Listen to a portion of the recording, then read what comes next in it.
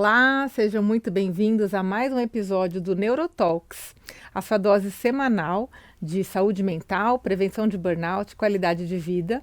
E hoje eu tenho uma convidada muito especial, que veio de muito longe, né? Que é uma querida amiga que eu conheci virtualmente durante a pandemia, mas que já se tornou uma pessoa extremamente importante na minha vida.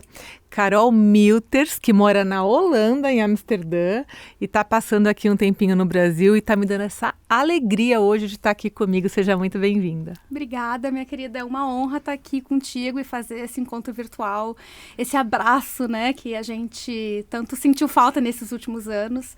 E é uma honra estar aqui, poder falar desse assunto tão importante com uma pessoa que é tão qualificada para falar sobre isso e que fala com tanta responsabilidade também, que é uma coisa que eu admiro muito. E esse vínculo, esse encontro é maravilhoso. Espero que quem está assistindo sinta um pouco do amor que está emanando aqui nesse lugar agora. Verdade. É incrível, né? Como a internet trouxe conexões tão potentes, né? Tão poderosas, principalmente nesse momento da pandemia, do isolamento, que foi quando a gente se conheceu e se conectou. E a gente parece que se conhece há tantos anos, né, Carol? E a primeira vez que nos vemos pessoalmente, que a gente se abraçou, foi agora há pouco. E foi incrível, a gente já pôde bater um papo bom aqui. E é incrível como algumas conexões são fortes o suficiente quando a gente se encaixa, quando os pensamentos eles convergem. Parece que a gente se conhece há muitos anos, né? É verdade. Ô, Carolzinha, me conta uma coisa. Você tá aqui no Brasil e eu tô aqui com uma coisa que você acabou de me dar, que é um livro autografado. Olha aqui, pessoal, Um Passo por Dia, que é o segundo livro da Carol. Eu queria que você falasse um pouquinho desse livro, depois a gente fala do primeiro, tá? Primeiro eu queria te agradecer muito, porque eu vou ler com certeza. Esse meu caçulinho, Um Passo por Dia, é um livro que eu escrevi para mim, mas eu também escrevi para as pessoas que estejam passando por alguma situação na sua vida. Eu falo muito sobre burnout, falo muito sobre saúde mental no trabalho, sobre ansiedade, mas eu também entendo que, principalmente depois desses 2 anos que a gente tem vivido, né, eu acho que todos nós, de alguma forma, estamos tendo que nos reencontrar com recomeços ou tendo que recomeçar de alguma forma. E aí o subtítulo do livro é Meditações para Recomeçar Sempre que For Preciso, porque a minha vida com a burnout, minha história com a burnout foi uma história de recomeço mesmo. E de entender quais são os passos que a gente precisa para recomeçar. A primeira parte do livro é um passo para trás, que é algo que às vezes a gente só quer andar para frente, a gente só quer o mais, a gente só quer o melhor, mas às vezes a gente precisa parar um pouquinho e dar um passinho para trás. Aí depois a gente tem um passo para dentro, que é para olhar para quem a gente é, o que a gente valoriza, o que realmente importa. Depois a gente tem um passo para fora, para olhar para o nosso entorno, e um passo para frente, que é para daí poder seguir adiante, e também a gente poder se encontrar com o outro, né? Porque muito do que a gente fala, às vezes, de saúde mental e de autocuidado, acaba sendo muito autocentrado, né? Porque eu vou meditar, eu vou me cuidar, que é super importante, mas eu também tenho visto que, principalmente na forma como as coisas têm acontecido no nosso mundo, a gente tem muito que aprender a se cuidar e a cuidar da nossa relação com o outro.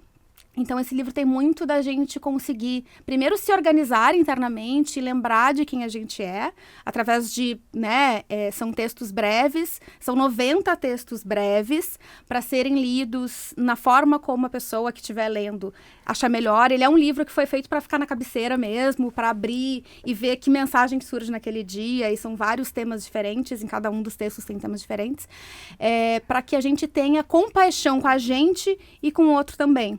Então, é um livro que, durante o processo de escrevê-lo e de editá-lo e de revisá-lo, que foram quase 2 anos, cada vez que eu lia, eu pensava assim, nossa, mas isso é verdade, né? Se reconectar. E aí tem vários pedidos e várias perguntas e sugestões de coisas para a gente se lembrar. Então, eu digo assim, eu abro o livro dizendo que é um abraço em forma de livro. E é um momento em que eu acho que a gente está precisando, tá todo mundo precisando de abraço, e para a gente primeiro se abraçar e não esquecer também de abraçar o outro, que eu acho que às vezes a gente acaba esquecendo também. Eu acho que você trouxe essa coisa, né? Abraço em forma de livro. Você tem isso, né, Carol? Acho que você tem esse talento de... A Carol é uma tremenda de uma escritora, tem uma vivência com burnout muito dura, né, Carol?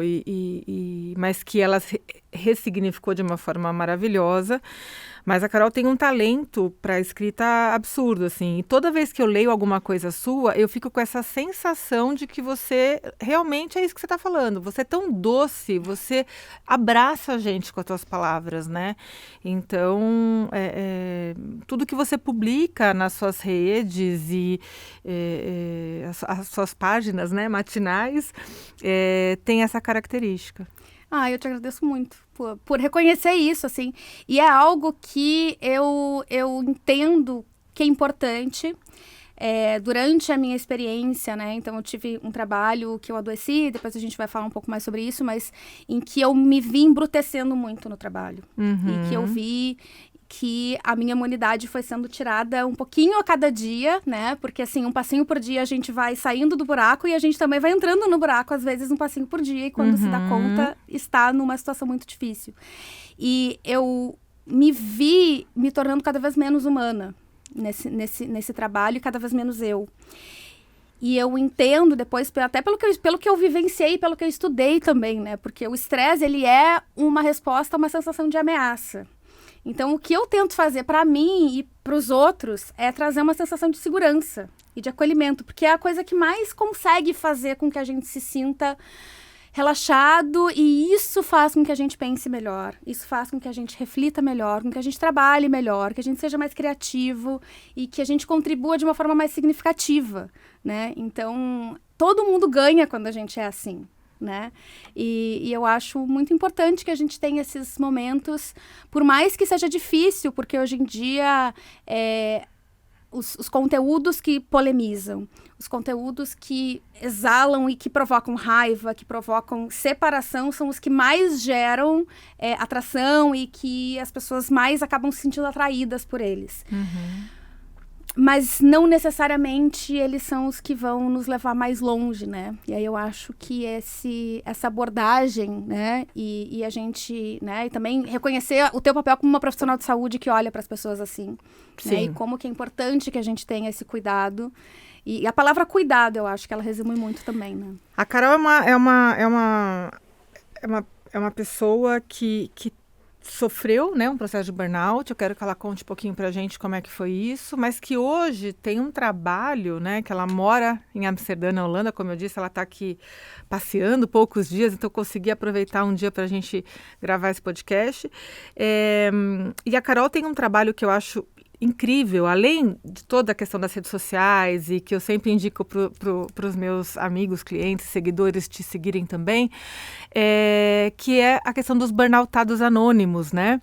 Que é, assim, uma iniciativa belíssima e que todo mundo que eu conheço, que já participou de uma reunião, diz que é algo fantástico. E eu ainda preciso participar de uma reunião. Se é que eu posso participar, eu posso, assim, como médica, assim, então, tipo, intrusa? Eu fico lá quietinha? No último encontro, a gente até levantou esse assunto de ter alguns profissionais escutando também. Ah, legal, tá. E eu acho que super pode, entendeu? Legal. Óbvio que o enfoque e a dedicação vai ser para as pessoas que estão passando por isso. Mas como ouvinte, de repente, exato, né? Tá, perfeito. Mas assim, o Burnoutados Anônimos é uma das coisas mais significativas da minha vida. É o que eu sinto como legado mesmo, assim, como algo maior do que eu. Eu comecei esse grupo tem 2 anos, em setembro de 2020, no meio do lockdown. As pessoas se sentindo extremamente isoladas. Eu ainda, já estando mais estável do meu processo de burnout, que me adoeceu durante muitos anos, em 2020 eu já estava um pouco melhor. E eu já estava conseguindo ajudar as pessoas um pouco, ajudando e conversando, escrevendo as minhas coisas. Mas eu conversava com as pessoas individualmente e eu sentia que, obviamente que eu não ia ter tempo nem energia para conversar com todo mundo. Não era também o meu papel, eu não substituo e nunca ousarei substituir um profissional de saúde, porque tem uma qualificação para isso. Mas eu sentia que estava faltando algum espaço em que as pessoas pudessem conversar, que elas pudessem se enxergar e se ouvir, né? Existem várias comunidades e páginas, e existe hoje muito conteúdo sobre a síndrome de burnout, mas muito desse conteúdo, principalmente dos conteúdos em grupo, não existe muita mediação. E aí a gente acaba indo também para um lado de que as pessoas elas estão muito tristes e se sentindo muito sozinhas, e aí a gente fica muito no sofrimento, e não consegue chegar no outro lado dele, que é o sentido. E aí, com o grupo, eu queria que a gente tivesse um espaço para poder conversar, se ouvir a voz um do outro. Eu também tive uma experiência muito atípica, porque eu era executiva de uma empresa, eu saí do Brasil, então eu tive várias coisas que grande parte das pessoas não vivenciou o que eu vivenciei. E mesmo assim as pessoas se identificam comigo. Então, eu também queria conseguir aproveitar e promover que as pessoas pudessem também encontrar pares que tivessem mais a ver com as suas vivências. Policial conversando com policial, professor conversando com professor, enfermeiro conversando com enfermeira. E aí é um grupo que se encontra mensalmente no Zoom por 2 horas, na última sexta-feira do mês, meio-dia e meio, horário de Brasília, em burnoutautosanônimos.org. Tem todas as informações, é um encontro gratuito, sem fins lucrativos nem comerciais, a gente não vende nada lá. É um trabalho totalmente voluntário. E hoje a gente tem, eu organizo os encontros, facilito, mas a gente tem também co-facilitadores, a Dani, o Henrique, a Milena, a Iris, a Eliana, que são pessoas que estão no grupo há muito tempo e que começaram a naturalmente ajudar, assim. Então, poder ver isso acontecendo, nos últimos encontros a gente teve 40, 50 pessoas participando. E todo mundo, e as pessoas entram como ouvintes, acabam falando, ou saem, mesmo sem precisar falar nada, elas saem com uma sensação de que elas não estão sozinhas, que é uma das coisas que... O burnout em si já é muito difícil. E aí a gente tem coisas que agravam essa situação, que é a pessoa se sentir culpada por ter adoecido, e a pessoa se sentir sozinha, porque parece que todo mundo dá conta, menos ela. Sim. E algumas questões muito específicas, o tempo de recuperação que é muito longo, o fato de que a gente não consegue trabalhar, que é a fonte do nosso sustento. Então, tem muitas coisas que são muito complicadoras. E no grupo, a gente não substitui terapia, não substitui, atendimento médico. Inclusive, os profissionais de saúde indicam o grupo. Eu sou super indico. Eu acho fantástico. Eu indico, isso. Eu coloco o nome e tal. Eu falo @Carol Milter. Se você tiver dificuldade, manda um direct que ela te responde. Ela é maravilhosa, mora na Holanda, já conto tudo. Eu acho maravilhoso, assim. E eu vejo que a experiência, assim, 99% das pessoas que passam por lá tem uma experiência muito boa e saem. E uma das premissas que eu falo sempre no começo dos encontros é que a gente firma um compromisso de sair melhor do que entrou. E todo mundo diz que sai melhor do que entrou, a gente faz um exercício de escrita no final, assimila, porque a gente fala sobre coisas muito difíceis, então é importante também ter esse momento da gente assimilar.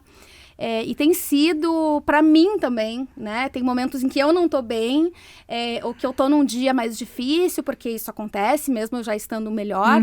Tem dias difíceis. E mesmo assim, o grupo, até para mim também, eu acabo recebendo muito também. Claro, então, porque é um espaço de muito acolhimento, acolhimento mútuo e eu imagino que de muita empatia, de muita compaixão, Então, essa vivência, ela é toda muito, muito potente. E as pessoas que sofrem por burnout, eu vivencio isso no dia a dia, cuidando de pessoas adoecidas, sofrem muito esse estigma, essa coisa de que, então, isso é fraqueza, você não deu conta, como assim trabalhar nunca matou ninguém, todas aquelas bobagens que a gente ouve, porque a gente sabe que quem adoece por burnout não é porque está fazendo o corpo mole, fraqueza, mimimi, não é nada disso, na verdade... Muito pelo contrário, A gente sabe que adoece muito mais aquela pessoa que é altamente engajada, que ama o que faz, que é um profissional maravilhoso, excelente, Você já me contou um pouco sobre isso, sobre o teu processo de burnout e eu queria até que você contasse pra gente como que foi que você, então, adoeceu, Porque você entrou muito nova numa agência de publicidade, com 19 anos. E você era uma profissional altamente competente, assim. Tanto que foi até convidada a ser sócia da empresa e tal. E como é que foi esse processo? Assim, em que momento você deixa de ser uma profissional incrível, que super dá conta e que é excelente, pau para toda obra, e você passa a ser, então, uma pessoa que tá difícil ali, que tá adoecida e, de repente... E de repente a gente descarta também, Exato, né? tipo isso. Eu não tava querendo dizer, né? Mas infelizmente, a realidade, e é um dos motivos pelos quais eu faço o que eu faço, né? Porque uma coisa é a gente fazer as intervenções individuais e a pessoa ter sorte de encontrar uma profissional como a Ana Paula, encontrar um terapeuta bom que vai ajudar essa pessoa. Mas o ambiente de trabalho vai continuar adoecido, a nossa cultura do trabalho vai continuar adoecida e a gente vai continuar empilhando casos e descartando essas pessoas do mercado. Que foi muito o que aconteceu comigo, que eu vejo muito acontecer todos os dias. Eu tive quase 10 anos, eu trabalhei na empresa onde eu adoeci pela primeira vez, aqui no Brasil, uma empresa de Porto Alegre, que cresceu muito. Ela foi adquirida, parte da empresa foi adquirida por uma organização norte-americana. E já era uma empresa em que as pessoas tinham um alto engajamento, digamos assim, no trabalho, indo para um workaholismo, que é o vício no trabalho, né? Que é um vício que não só é subnotificado, mas é glorificado. A gente acha legal a pessoa que é workaholic, a gente acha legal a pessoa que não sabe parar de trabalhar. E a gente recompensa essa pessoa. Com a entrada dessa organização norte-americana, a gente começou também a entrar em mercados onde havia um ritmo de trabalho muito mais alucinado. E eu comecei a tentar também, a ter uma necessidade cada vez maior e cada dia maior de me provar. Porque sendo uma mulher jovem numa empresa de tecnologia, parecia que eu estava sempre que eles estavam me fazendo um favor de me deixar estar ali. Você estava sempre devendo, né? Então eu nunca sentia que era o suficiente. Eu ia dormir, eu tinha feito 85 coisas e eu pensava, por que eu não consegui fazer 90? Eu só fiz 85. Amanhã eu vou tentar fazer 90. E aí, no dia seguinte, eu fazia 90. Eu pensava, por que eu não fiz 95? Eu vou tentar fazer 100. E a régua só ia subindo. Então, eu atendia organizações enormes aqui de São Paulo, da Argentina, do Chile, do Uruguai, ia para os Estados Unidos com frequência, vinha para São Paulo com frequência, tinha equipe em São Paulo, equipe em Porto Alegre. Então, eu tinha muita responsabilidade. Eu trabalhava com coisas muito complexas dentro do marketing, trabalhava com tecnologias, então eu tinha que lidar com atender clientes, elaborar estratégias, pensar estrategicamente na visão da empresa, né, como acionista da empresa, gerir pessoas. Eu vestia uns 12 chapéus, mais ou menos, ao mesmo tempo, né? E achava legal. Achava assim, nossa, que super heroína que eu sou. Olha como eu estou, né? E foi empoderada. Né? E foi um processo, assim como, né, um passo por dia a gente recomeça, um passinho por dia, né? Foi um e-mail que eu deixei de perguntar se a pessoa estava bem num dia. Outro dia foi eu já chegar na sala com a minha equipe e não dar nem bom dia. O outro dia já foi, sabe assim? E aí, um dia depois do outro, eu fui meio que me corroendo por dentro. E sempre com essa sensação de que eu não era suficiente. E aí, o que acontece com o burnout é que a gente tem o estresse crônico, que é essa sensação de eu matei um leão, né? Eu tenho um leão para matar. E aí, eu mato esse leão. Resolveu. Só que se eu matei o leão e daqui a pouco já vem outro, e outro, e outro, e daqui a pouco eu olho, eu tenho 55 leões para matar todos os dias, eu tô sempre sobrecarregada, eu não tenho espaço no meu tempo, no meu dia, para respirar, para celebrar o que eu consegui fazer, para me sentir competente, para me sentir capaz. E todos os dias era um acúmulo de problemas, era um ambiente extremamente tóxico, em que eu não sabia o que era assédio moral. Não sabia o que estava acontecendo, não sabia o que era assédio sexual, assédio moral. Muitas coisas eu não entendi. E na minha experiência com burnout, na minha primeira experiência, eu também não sabia que era um burnout. O que eu sabia era que eu fui indo de muito, muito engajamento, né? De uma obsessão pelo trabalho, uma compulsão de não conseguir desligar minha cabeça do trabalho, de não conseguir não pensar em trabalho, para começar a somatizar. Então, eu tive muitas amidalites fortes, quase fiz cirurgia de extração de amígdalas, fiz gastrite, fiz várias ites diferentes, ia em diferentes médicos, ia no gastro, no otorrino, no psiquiatra, nesse, naquele. Tinha, assim, todas as especialidades da minha volta. Que nem diz a Isabela Camargo, a sua necessaire estava bem cheia. Tava cheia, eram todos os remédios para dor, não dormia direito. E eu comecei a perceber o que me fez querer parar, sem saber o que era um burnout, sem saber o risco que eu estava correndo. O que me fez parar foi que eu cheguei num nível em que, de um lado, eu comecei a ter medo de cair dura no chão, no escritório, porque eu tinha uma dor no peito que eu sentia fazia mais de um ano, e que eu me dei conta dessa dor no peito quando eu saí de férias. E quando eu voltei pro escritório, a dor voltou. E aí eu comecei, eu não sabia o que era ansiedade, eu não sabia como é que se manifestava. Eu pensava, eu vou ter uma coisa do coração. Eu vou cair dura no chão. E o outro medo era, a minha capacidade cognitiva estava complicando. Eu estava esquecendo coisas, eu não estava conseguindo responder as coisas, eu não estava conseguindo decidir. E como é que uma gestora, né, executiva, sócia de uma empresa, uma pessoa da tua equipe pergunta, o que eu faço com tal coisa? E tu olha e diz, não sei. E fica meio eu ficava catatônica, assim. E aí eu pensava, eu vou tomar alguma decisão que vai prejudicar muito a empresa. E isso foi mais importante do que a minha saúde. Sim. Pra eu sair. Sim. E aí eu pedi um afastamento. E aí depois o que aconteceu do descarte foi uma situação muito difícil e muito traumática. Que fez com que eu saísse do Brasil, que fez com que eu acabasse me mudando pra Holanda. E lá na Holanda eu fui trabalhar numa empresa na mesma área e em 4 meses eu comecei a ter, um dia depois do outro eu tinha gatilhos de transtorno de estresse pós-traumático e aí eu tive um outro colapso, né? E aí eu fui entender o que era burnout, aí eu fui entender, tive pânico, tive depressão, tive todas as vitaminas e todas tudo piorado e fiquei exausta. Não conseguia ir no supermercado, não conseguia tomar banho. Eu sentava no chuveiro, quando eu ia tomar banho, eu sentava no chuveiro, porque caminhar do quarto até o chuveiro me cansava. Eu não conseguia cozinhar, nada. Nossa. E o que me ajudou a conseguir recomeçar foi a escrita. Uma das únicas coisas que eu conseguia fazer, eu sentava e escrevia. E aí eu ia escrevendo o que eu ia sentindo. E a partir da escrita que eu fui entendendo o que estava acontecendo comigo. Eu fui pesquisar muito o que estava acontecendo e escrevi. E comecei a escrever sobre essa experiência toda.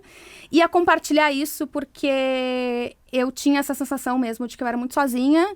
Que era fraqueza minha. Que estava todo mundo dando conta menos eu. Que estava todo mundo brilhando menos eu. E à medida que eu fui compartilhando o que eu ia sentindo, o que eu ia experimentando, eu via que eu não estava sozinha.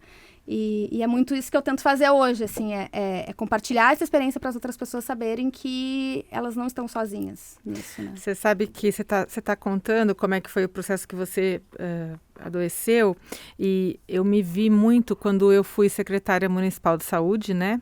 Eu te contei em Santo André, e eu tô me identificando muito no que você está falando, porque eu estava num cargo, rola um lance de síndrome de impostora, né? Muito. Que eu estava num cargo que eu falava, puxa, mas será que é para mim tudo isso? Uhum. Nossa, é o cargo mais importante de saúde do município, né? Caramba, mas eu sou nova, eu sou mulher, né? Não, né? Santo André tinha um histórico de políticos todos muito mais velhos, homens, na sua grande maioria. Então, assim, era como se eu não fosse merecedora ou pertencente àquele lugar. Então, isso me fazia trabalhar muito mais e querer dar muito mais e querer provar para todo mundo que eu podia sempre mais e isso dava um desgaste absurdo. Então, nunca estava bom, é isso que você está falando, né? Nunca estava bom o que eu estava fazendo. Eu poderia ter atendido, feito reuniões com todos os fornecedores, com problema que a gente tinha, né? A gente tem um recurso que é finito, que é um recurso milionário. São milhões, né? Então é uma responsabilidade absurda. A gente tem que fazer ali, né? Saúde pública, a gente sempre está tampando ali os buracos, né? Porque você paga, às vezes, a empresa que fornece o lençol para o hospital, ou você paga a empresa que fornece remédio, ou, né? É tudo ali um jogo de números. E eu já tinha feito, por exemplo, num dia, reuniões com equipes, com pessoas super importantes, com sindicatos, negociando salário, negociando uma série de coisas, e eu achava que não estava bom. Eu não sabia que horas que eu podia ir embora, eu achava que eu tinha que fazer mais e mais e mais e mais. E aí, Carol, eu tive um desequilíbrio na minha vida pessoal e profissional absurda.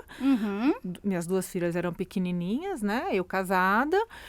Foi um momento caótico e eu também não percebi que eu estava entrando em burnout. Eu comecei a ter apagões de eu estar em reuniões e não sabia a palavra que eu tinha que usar numa reunião, sabe? Eu lembro como presidente do sindicato dos enfermeiros, que é um sindicato muito importante, né? Na categoria, desculpa, de todos os sindicatos, né? De todas as profissões, a categoria dos enfermeiros ela é muito importante. E aí estava numa reunião, eu não sabia me posicionar, porque eu não sabia falar as palavras direito. Aí, a partir depois disso, deu uma semana eu pedi demissão. E aí fiquei com uma sensação de uma grande frustração, né?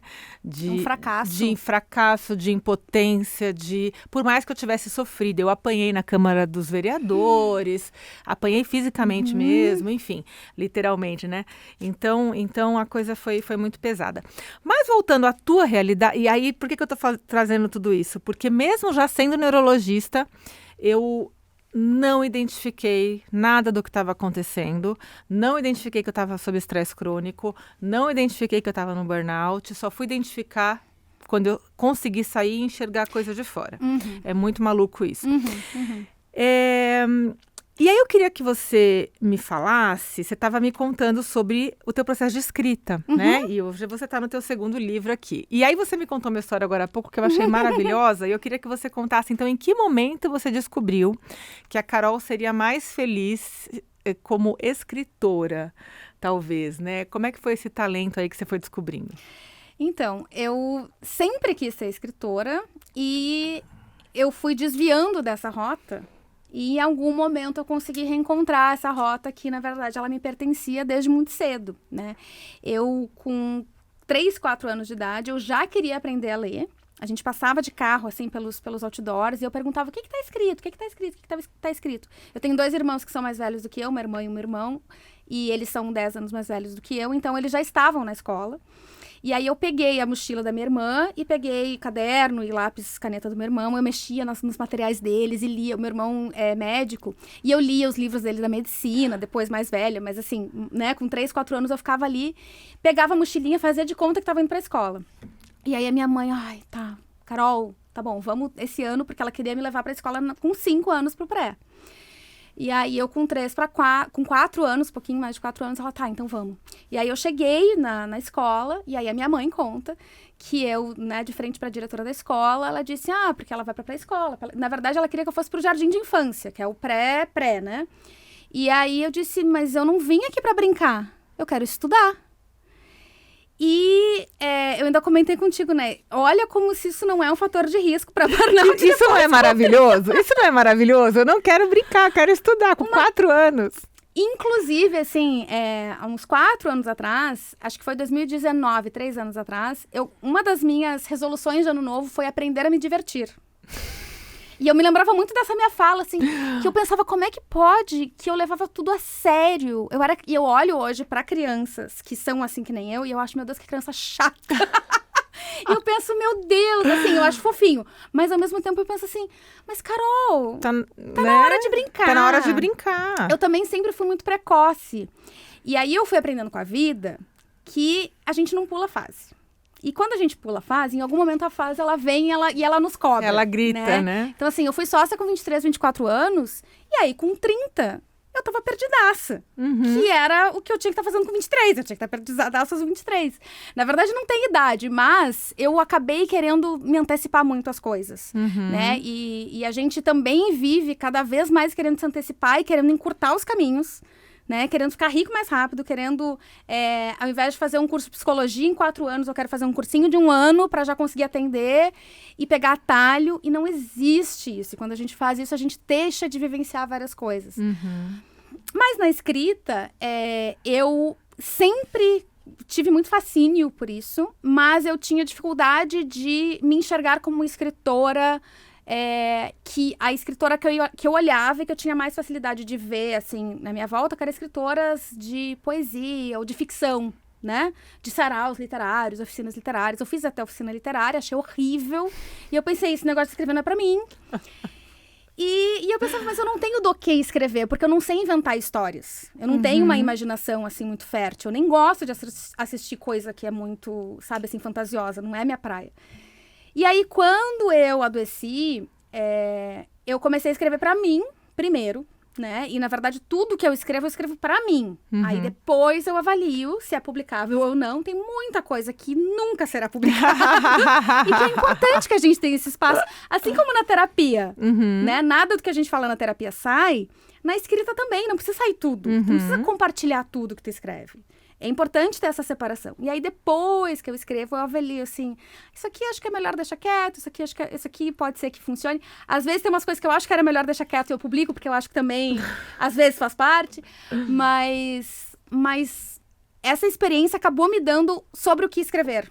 E, então, isso também foi muito importante, né? E eu hoje me vejo ainda há muitos anos, eu tenho, né, o Passo por Dia, meu segundo livro, e eu já tenho o terceiro, o quarto e o quinto, que eu já sei do que vai ser. Então, ainda vai ter muito livro pela frente. Vai ter uma estante inteira, assim. É algo que eu realmente me vejo fazendo por anos e anos e anos e anos. Por quantos anos eu vou continuar falando sobre burnout, sobre saúde mental no trabalho? Não sei. Estou feliz hoje fazendo isso. Me enxergo fazendo isso durante um tempo. Mas escrever é pra vida. Que incrível, incrível. E realmente, com esse talento que você tem que ser para a vida mesmo. Carol, há algumas semanas atrás eu tive a alegria também de conversar com a Isabela Camargo aqui no podcast. E eu queria... E a Isa falou que uma das coisas que ela pratica, né, para não entrar em burnout de novo, porque a gente sabe que quem já teve um burnout tem uma chance muito maior de ter o segundo, e quem já teve o segundo, uma chance muito maior de ter o terceiro, né? Ela disse que tem que estar sempre vigilante, né? Tem que estar sempre de olho em muitos hábitos e em muitas coisas para que não aconteça de novo. Então, eu queria te ouvir e saber quais hábitos, quais pontos da tua vida você está sempre vigilante para não burnoutar. O primeiro, sem dúvida nenhuma, é escrita. E se eu não escrevo durante alguns dias, eu sinto que tem alguma coisa estranha em mim, e aí eu paro e digo, vai escrever. E nem que seja 5 minutos. E aí eu vou e escrevo, e eu sinto uma calma, eu sinto que eu consigo organizar algumas coisas internamente quando eu escrevo. Então, a escrita, para mim, é a prioridade absoluta, assim. Depois, eu gosto muito de praticar exercício de respiração, meditação. Eu nomeio mais como exercício de respiração, porque eu não tenho tanta, como direi, disciplina, eu acho a palavra, para manter uma prática meditativa diária de 15 minutos, que seria o ideal, mas entre o ideal e o possível, a gente fica com o possível. O possível, para mim, é fazer exercício de respiração que eu faço durante o dia inteiro. Em algum momento que eu sinto, assim, que eu tô um pouquinho, eu faço, inala 4 tempos, mantenho o ar nos pulmões 8 tempos e exala pela boca 12 tempos. Faço 2, 3 vezes e aí eu consigo regular o meu sistema nervoso pro momento. Eu presto muito atenção em quando eu começo a sentir raiva. Aquelas raivas curtinhas, assim, sabe? Do, ai, o que tu quer comigo? Uma irritabilidade. É aquela coisa, assim, de, ai, eu não tenho nada a ver com isso. Ai, por que ela tá falando comigo agora? E aí eu paro e eu penso assim, por que eu tô sentindo isso? Aí eu paro e penso, não, porque eu tô me sobrecarregando de novo. Porque eu assumi muitas coisas. Quem já ouviu falar sobre burnout, quem já me ouviu falar, quem já ouviu a Ana Paula falar, quem já ouviu a Isa falar, a gente fala muito sobre falar não. E é fundamental, porque a gente não tem recursos infinitos, o nosso tempo não é infinito e a nossa energia não é infinita. Então, para estarmos aqui hoje, a gente disse não para outras coisas. Alguns não foram conscientes, alguns não. Para que você esteja nos assistindo hoje, você está deixando de fazer outras coisas para investir o teu tempo nisso. Então, prestar atenção no que tu tá, né? Onde tu tá investindo a tua atenção, teu tempo e tua energia e para onde que não está indo. Porque às vezes a gente está investindo em coisas que não nos acrescentam e deixando de fazer o que nos acrescenta. Então, é ter um pouco de clareza do o que realmente faz sentido para mim. Eu tenho um teste que faz parte, uma avaliação que faz parte da psicologia positiva, que é o VIA Character Strengths, que são as forças de caráter. Que todos nós temos 24 forças de caráter, e aí a gente tem algumas mais, algumas menos. Tem um site que tem esse teste, que é via.org, que tu consegue fazer, ele tem a tradução para o português, e ele vai te dar quais são as tuas principais forças de caráter. E o que eu percebi foi que, a partir do momento que eu descobri essas forças, e eu consegui garantir que no meu dia eu tenho um pouco, que eu consiga explorar as 3 principais, isso me ajuda muito. Então, as minhas 3 principais são humor, então, assim, eu preciso rir. E é muito engraçado, em vários sentidos, que eu não me sinto bem em lugares que eu não consiga rir. E aí a gente falando, né, de relação com o trabalho, enfim, às vezes a gente também acaba adoecendo porque a gente tá num lugar em que a gente precisa ser outra coisa. Rígido, né? E aí, assim, como é que eu estava 24 horas por dia em lugares que eu não podia nem sorrir para as pessoas? Isso é uma violência contra quem eu sou.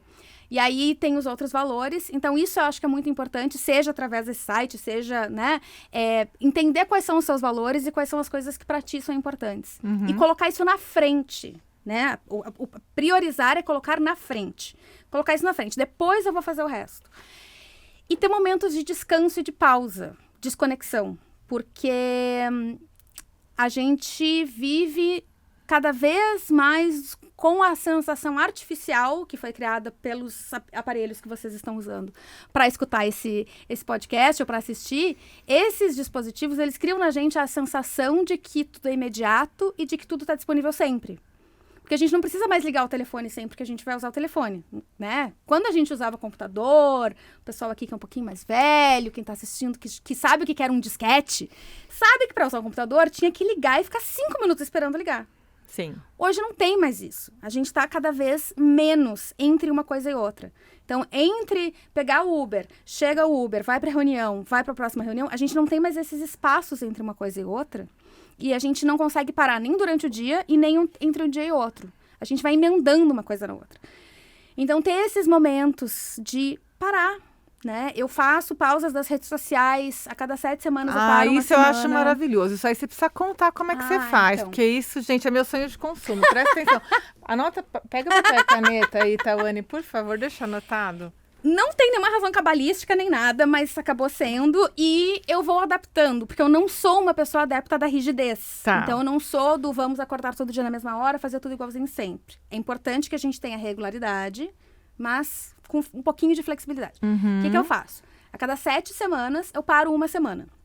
E aí eu saio, paro, suspendo reuniões, trabalho o mínimo possível ou nada, e apago os aplicativos das redes sociais.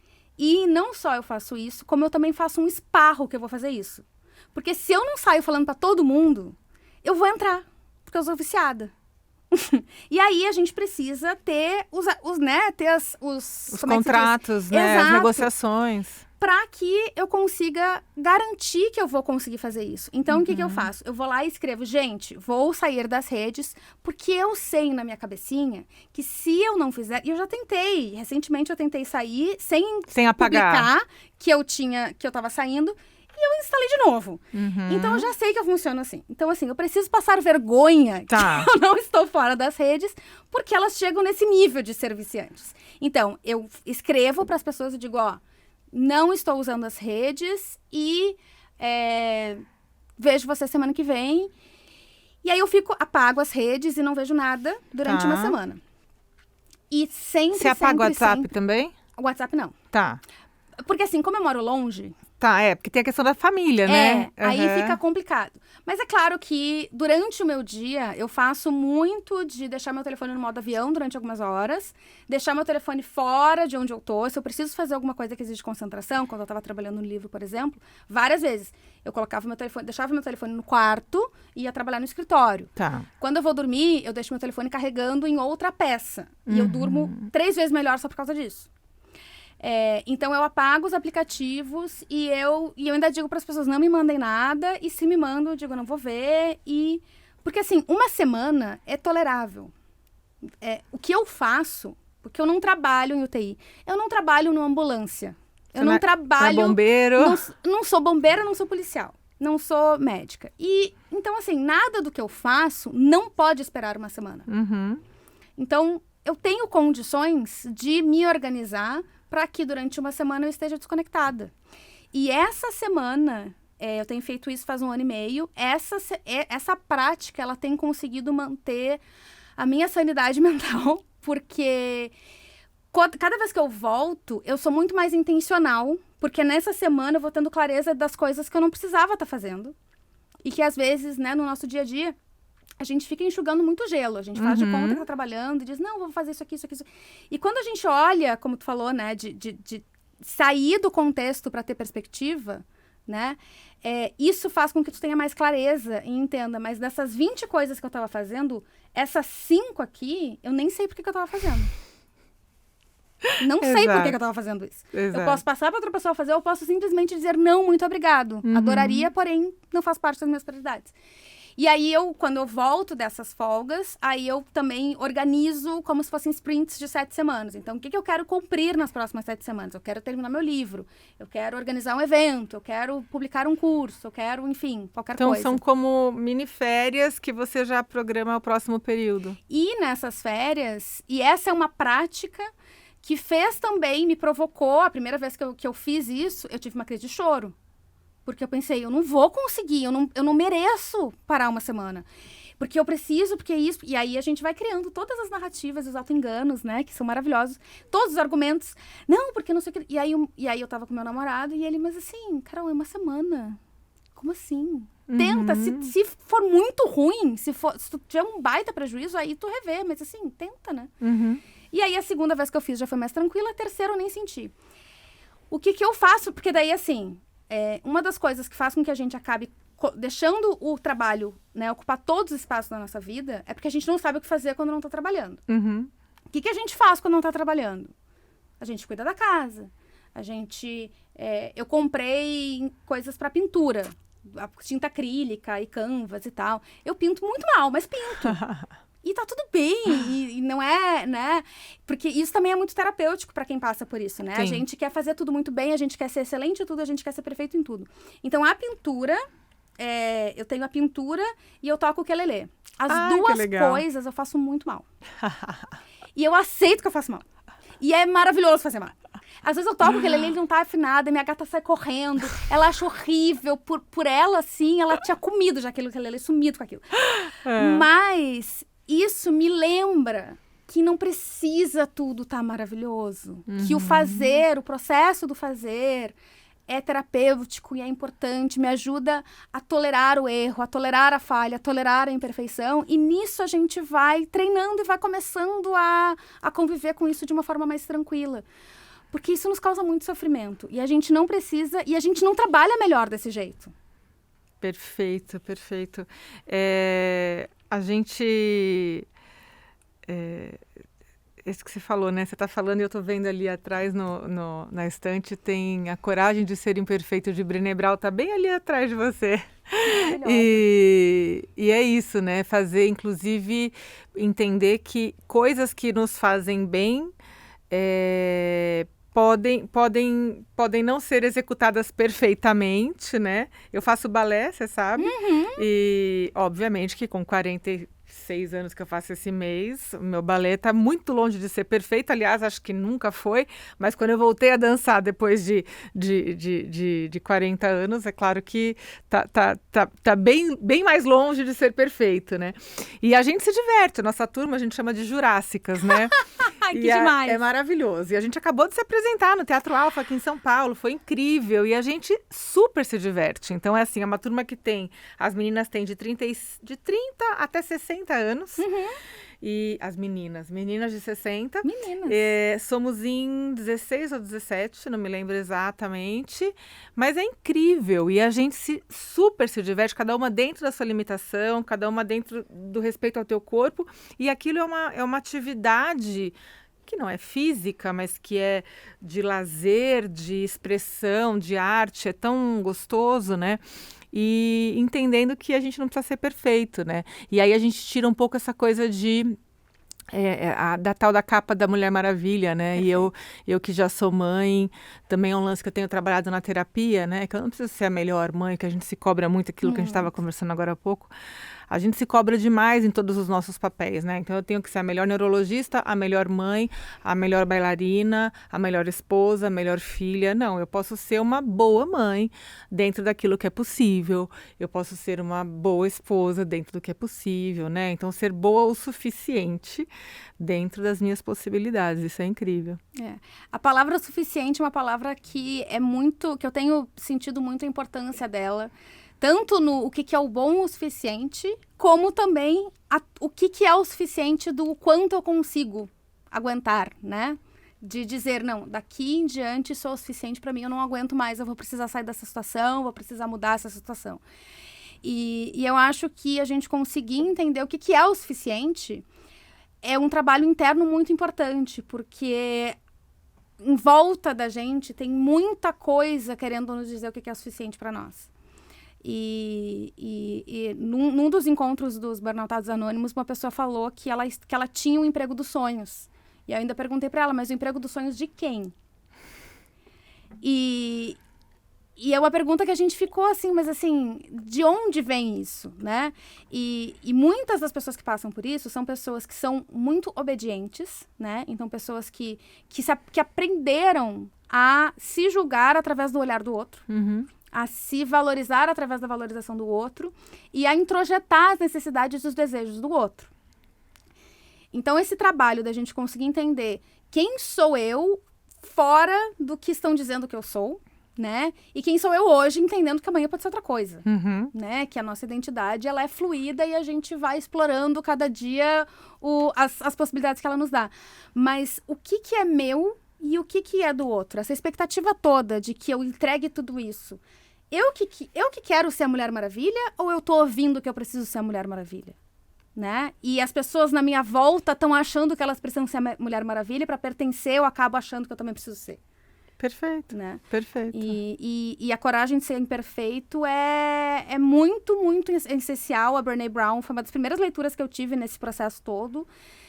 Entender a vulnerabilidade, entender que a gente perde as coisas boas, a gente perde o significado quando a gente fica tentando evitar a dor, quando a gente fica tentando evitar o erro, evitar, né, as coisas que não são tão bem vistas e as situações difíceis às vezes, né, os problemas, a gente não consegue, a gente fica com medo porque eu não consigo resolver isso de forma perfeita, eu vou evitar. Então, entender o que é o suficiente e se autorizar a sentir os sentimentos. Perfeito. Né, e se colocar como é e encontrar espaços seguros para isso. Eu acho que esse também é um ponto importante, né? Porque a gente acaba, às vezes, também se sentindo muito sozinha nisso, né? Quem já passou por isso acaba chegando num nível, né? Em um ponto, não é nem nível, não é acima. Mas acaba chegando num ponto que começa a olhar em volta e pensar assim, mas eu não me sinto mais tão bem nesse espaço aqui. E agora, como é que eu faço? Existem espaços para isso e os espaços que ainda não permitem isso precisam ser atualizados, eu diria. Carol, me conta uma coisa, uma pergunta que muitos me fazem, né, quando eu vou fazer uma palestra, uma entrevista e tal, e até no consultório, e eu queria ouvir tua opinião. O pessoal fala assim, de quem que é a culpa do burnout, né? O burnout acontece por qual razão? Na tua opinião, de quem que é a culpa do burnout? Ao invés da palavra culpa, que não é uma palavra muito produtiva, e eu sei que tu sabe, eu uso a palavra corresponsabilidade. O burnout é uma corresponsabilidade indivíduo, ambiente e sociedade. Por ambiente, entenda organização ou, né, porque a gente tem casos de burnout parental, a gente tem casos de burnout que não estão necessariamente diretamente ligados ao trabalho. Boa parte do meu trabalho é voltado para o burnout ocupacional, vamos nos ater a esse recorte do burnout ocupacional. Então, corresponsabilidade do indivíduo, ou seja, qual é a história de vida desse indivíduo, o que ele traz, quais são as suas características e qual é a sua capacidade de gerenciamento de estresse. Eu tive algumas vivências que fizeram com que o meu sistema de resiliência ao estresse não fosse tão bem desenvolvido por experiências traumáticas, o que eu fui descobrir depois do meu burnout. Indivíduo. Aí depois a gente tem a organização. Um indivíduo que tenha história e tudo mais, e que chega numa organização saudável, não vai adoecer. O que acontece é que, assim como a gente tem na expressão genética, que a pessoa ela pode ter uma tendência, né, ela tem uma probabilidade de desenvolver algumas doenças porque ela tem a carga genética para isso, mas ela vai expressar ou não dependendo do ambiente. E o ambiente é a organização. Então, dentro da organização, quais são as práticas que aquela organização está tendo? Como é que é aquela relação com o trabalho? Qual é a cultura da organização? Como que aquela organização se refere a assédio de qualquer tipo? Como que ela lida com sobrecarga de trabalho, com recompensa, com autonomia? Tem 8 áreas estratégicas da relação com o trabalho, que eu falo bastante em cursos e tal, que é como que a gente cultiva uma relação com o trabalho que seja sustentável e não adoecedora. E aí, na organização, a gente tem as lideranças, a gente tem o estigma da saúde mental, que é uma responsabilidade muito importante. E, por último, a gente tem a sociedade, que é que valor que a gente dá para o trabalho hoje, né? Que narrativa que a gente tem coletiva em relação ao trabalho. Como que a gente enxerga uma pessoa que trabalha 30 horas por dia, que nem existem as 30 horas, e como que a gente enxerga uma pessoa que tira um cochilo depois do almoço? Com o juízo de valor que a gente faz. Né? Como que as condições de trabalho estão estabelecidas no nosso país neste ano? Isso faz muita diferença, né? Eu tinha um trabalho, eu escrevia sobre burnout antes da pandemia e eu falava muito sobre as características individuais. Durante e pós-pandemia, se é que posso dizer pós, muitas pessoas que eu acharia que não teriam probabilidade, não teriam propensão a desenvolver ou ter um burnout, estavam beirando o burnout. Porque os ambientes e o social estavam em frangalhos. Então, a gente tem esses 3 atores, que é como que socialmente a gente enxerga o trabalho, qual o significado que ele tem e quais são as condições de trabalho que a gente tem na nossa sociedade, como que as organizações olham para o trabalho, como que elas cuidam do trabalhador e o indivíduo, que é como que ele se cuida, né? E como que ele enxerga o trabalho, como é que ele executa o trabalho. Então, para mim, são essas 3. E a gente precisa olhar para as 3, né? Individualmente, a gente precisa se cuidar, mas, assim como, se eu colocar a melhor máscara do mundo, a N95 Power Plus, e entrar numa sala que tem 1000 pessoas com Covid, a chance de eu pegar não é 0. A chance de eu não pegar não é 0, né? Então, por isso que eu trago muito também da organização e da sociedade, porque se a gente olhar só para o indivíduo, a gente vai estar só remediando o sintoma e não resolvendo o problema. Mas a gente também precisa colocar qual é a nossa responsabilidade em relação a isso. Não é que não é a empresa que te adoeceu. Perfeito. É um pouco desses 3. Eu compartilho da mesma ideia e a gente não pode demonizar a empresa, porque a gente sabe que tem empresas que são muito bacanas, incríveis, que cuidam dos seus colaboradores. Tem pessoas que, inclusive, saem das empresas para empreender, para trabalhar por conta, né? Veja, tem médicos, tem enfermeiros, tem pessoas que trabalham por conta, enfermeiros nem tanto, mas médicos principalmente, e que o pessoal de marketing digital, né, como você já trabalhou muitos anos, pessoas que empreendem e que adoecem de burnout, porque não tem o limite, não sabe a hora de parar, né? Exato. Então, você jogar, né, essa responsabilidade toda para cima da empresa é muito complicada, né? Porque se você não muda a tua forma de se relacionar com esse trabalho, então mesmo que você tenha tido um trabalho numa grande empresa e você adoeceu e você falou, nossa, é porque o meu chefe, é porque aquela empresa, aquele ambiente era tóxico, que a moda agora é falar que tudo é tóxico, né? E aí você saiu e você falou, não, agora eu vou fazer brigadeiro gourmet. Maravilhoso, que eu amo brigadeiro. Ok, mas se você não tiver uma mudança de posicionamento, de hábitos, de saber colocar limites na sua vida, você pode ter um novo burnout fazendo um brigadeiro gourmet, sem nenhum problema, né? Exatamente. É mais ou menos isso. E o burnout, ele é um sintoma de como a gente está funcionando como sociedade, né? Então, independente de onde, existe um risco, existem lugares em que a gente tem mais risco e existem lugares em que a gente tem menos risco. Mas a gente também, é importante que a gente também tenha compaixão. Claro que existem casos que são extremos e que as pessoas precisam ser responsabilizadas, as pessoas e organizações precisam ser responsabilizadas.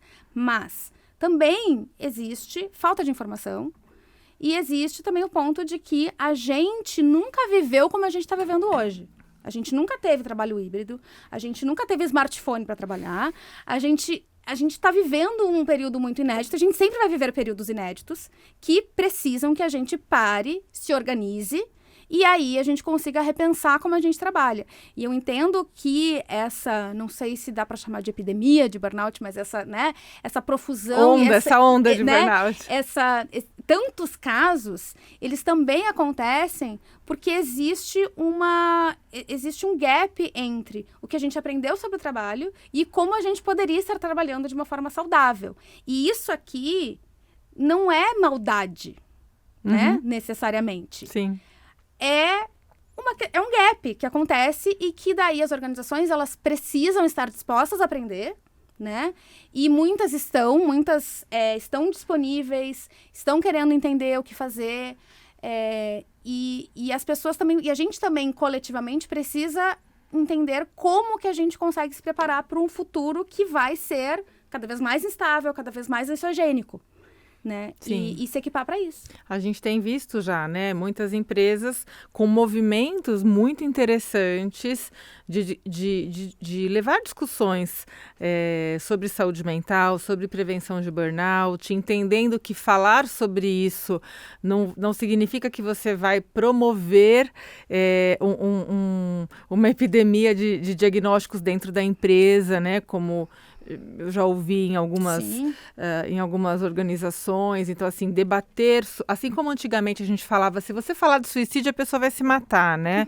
Não, então, se você falar sobre prevenção de burnout, você não vai ter diagnósticos de burnout dentro da tua empresa, muito pelo contrário, você vai provocar uma reflexão que muitas vezes vai evitar que a pessoa adoeça, porque a gente sabe que o burnout é um contínuo ali de sintomas, né? Isso. Que vem vindo, que não é que a pessoa acorda com burnout.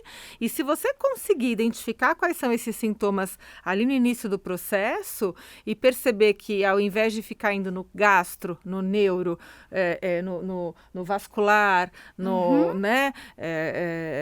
cardio, porque o coração está disparando, está no ortopedista porque dói tudo, enfim, em vez de ficar procurando um monte de especialista, se você conseguir identificar que aquele cansaço que você tem, que a falta de memória, que pode ser sintoma de estresse crônico, você consegue parar esse processo. E isso a gente só consegue com informação, com educação em saúde, né?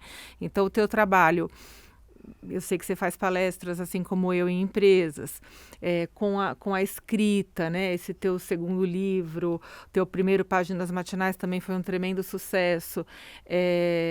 Tudo que você escreve, tudo que você promove, você tem um papel de educação em saúde fundamental para o nosso país, e não só para o nosso país, porque você está fora dele já. Né? Eu tenho focado em conteúdo em português nos últimos 2 anos, mas eu também escrevo em inglês e falo em inglês, porque eu entendo também que é uma questão global, né? O Brasil é o segundo em casos de burnout, atrás do Japão, e aí a gente tem Japão, Estados Unidos, Japão, Brasil e Estados Unidos. E aí é importante que a gente também consiga acessar também o que outras organizações estão fazendo, o que em outros países pode ser que a gente consiga ir aplicando. É claro que a gente tem as nossas questões, cada lugar vai ter a sua realidade, mas como que a gente consegue fazer para realmente promover saúde, entendendo que o estigma vem porque há 20, 30 anos atrás, quando a gente falava de saúde mental, era intervenção psiquiátrica, era clínica, era internação, era camisa de força, era lobotomia, eram intervenções muito drásticas. Então, as pessoas têm muito medo ainda de falar isso, e a gente quero acreditar que daqui a uns 10, 20 anos, vai ser muito normal a gente falar sobre isso.